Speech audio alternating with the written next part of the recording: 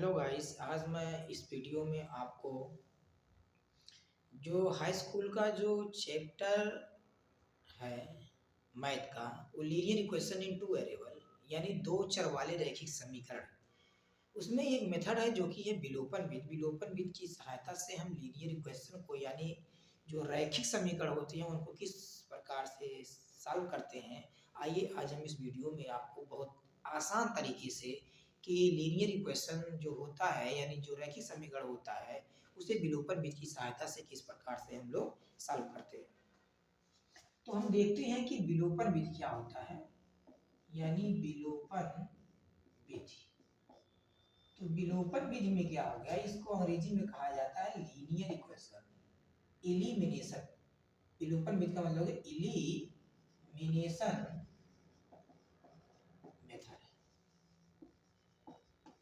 Elimination method है मतलब elimination method का हो गया, आपका मतलब हो गया कि विलोपन विधि। जैसे मान लीजिए हमको यहाँ पर दो समीकरण दिए जाएंगे। पहला समीकरण हमारा मान लीजिए हो गया कि x plus y equal to 4 और दूसरा समीकरण हो गया x minus y equal to 2। तो एक समीकरण हमारे पास ये है, दूसरा समीकरण ये है। तो विलोपन विधि में हम करते क्या कि हमारे पास दो समीकरण दिए हुए होते हैं। दोनों समीकरणों में हम ये देखते हैं कि x का गुणांक और y का गुणांक किसका बराबर है, या x का बराबर होना चाहिए या फिर y का गुणांक बराबर होना चाहिए। गुणांक बराबर होने का मतलब समीकरण बैलेंस होना चाहिए। तो अगर बैलेंस है तो हम उसको आसानी से सॉल्व करते हैं, अगर बैलेंस नहीं है तो उस समीकरण को हम बैलेंस करके तो सॉल्व करते हैं। तो यहाँ से सॉल्यूशन में हम देखेंगे, जैसे मान लीजिए हमारे पास जो समीकरण दिया गया है वो पहला है कि x plus y equal to आपका कितना है 4 और दूसरा है x minus y equal to कितना है 2। अब यहाँ पर हम देखेंगे कि हमारा जो समीकरण ये जो है हमारा पहला वाला जो समीकरण है और ये समीकरण हमारा दूसरा है। तो पहले वाला समीकरण और दूसरे वाले समीकरण में देखते हैं कि हमारा x भी बैलेंस है, यानी x का गुणांक भी एक है, यहाँ भी x का गुणांक एक है, यहाँ y का गुणांक एक है, यहाँ भी y का गुणांक, मतलब x और y हमारे पास दोनों ही बैलेंस है। तो हम इसका सॉल्यूशन करते हैं। सॉल्यूशन करने में करेंगे क्या, देखिए x plus y equal to 4 हो गया, दूसरा है x minus y equal to कितना हो गया 2 हो गया। तो यहाँ पर देखो y प्लस में y माइनस में तो ये कैंसिल हो जाएगा, बैलेंस भी है।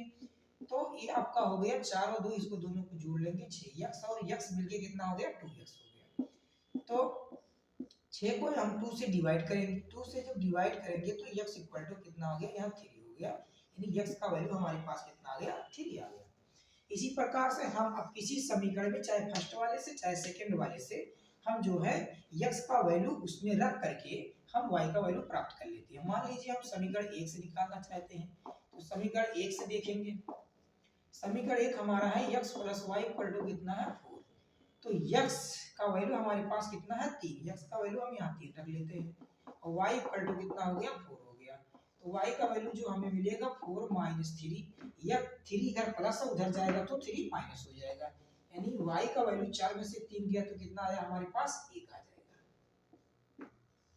यानी इस प्रकार से हम विलोपन विधि के द्वारा जो हमारा जो रैखिक समीकरण होता है उसको हम बहुत आसानी से जो है सॉल्व कर सकते हैं।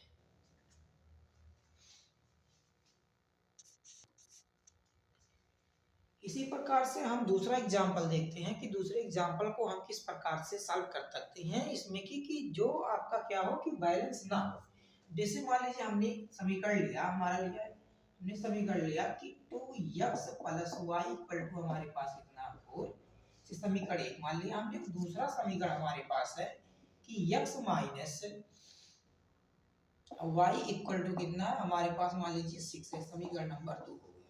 अब यहाँ पर देखिए x का गुणांक 1 है, यहाँ पर x का गुणांक 1 है, यहाँ x का गुणांक 2 है, यहाँ y का गुणांक 1 है तो यहाँ y का गुणांक 1 है। तो y तो बैलेंस है लेकिन x बैलेंस नहीं है। बैलेंस इसलिए नहीं है क्योंकि यहाँ x का गुणांक आपके पास 2 है, यहाँ x का गुणांक कितना है 1 है।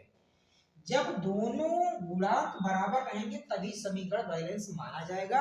अगर हमारा समीकरण बैलेंस नहीं है, x और y दोनों बैलेंस नहीं है, तो हमें किसी एक को बैलेंस करना पड़ेगा। अगर बैलेंस है दोनों में से कोई एक भी तो हम समीकरण को आसानी से सॉल्व कर सकते हैं।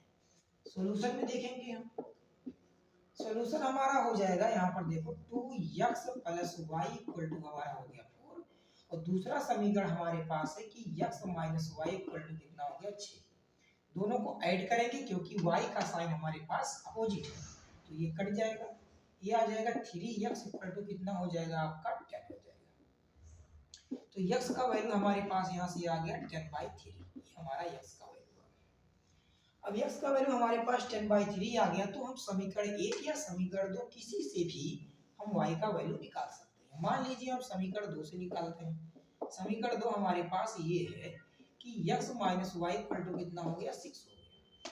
तो x का वैल्यू यहाँ पर हम रखेंगे, यानी x का मान रखने पर यहाँ लिखेंगे x का मान रखने पर, x का मान रखेंगे तो x का वैल्यू हमारे पास हो गया 10/3 माइनस का y इक्वल टू कितना हो गया 6 हो गया। y हमारा यहाँ निगेटिव है, हमें y को पॉजिटिव बनाना है, तो y को उस साइड में ले जाएंगे, 6 को इस साइड में लाएंगे, तो 10/3 और 6 इधर पॉजिटिव इधर आएगा तो निगेटिव हो जाएगा, इधर y माइनस उधर जाएगा तो प्लस हो जाएगा। तो यानी 6 का यहाँ 3 से गुणा हो जाएगा, तो 6 3 हो जाएगा माइनस का 18/3 इक्वल टू कितना हो गया y, यानी जो y का वैल्यू हमारा आ जाएगा तो 18 में से 10 जाएगा तो माइनस का 8 और बटे कितना हो जाएगा 3। तो इस प्रकार से जो है हम linear equation in two variable को जो है आसानी से विलोपन विधि की सहायता से सॉल्व कर सकते हैं। अगर मेरा ये मेथड आप लोगों को अच्छा लगा हो और